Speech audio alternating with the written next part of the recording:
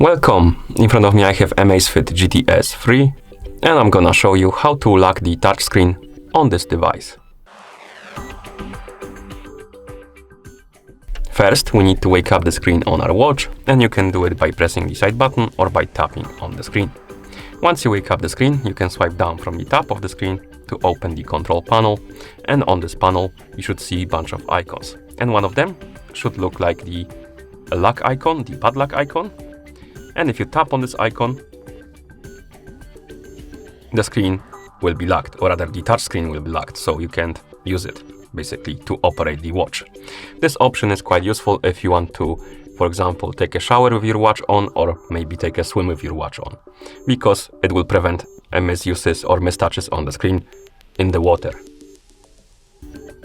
And if you want to turn off the touchscreen lock, basically to make it usable again, the touchscreen, simply press and hold the side button and keep holding it until you see this message on the screen, unlock. And now you should be able to use your screen again.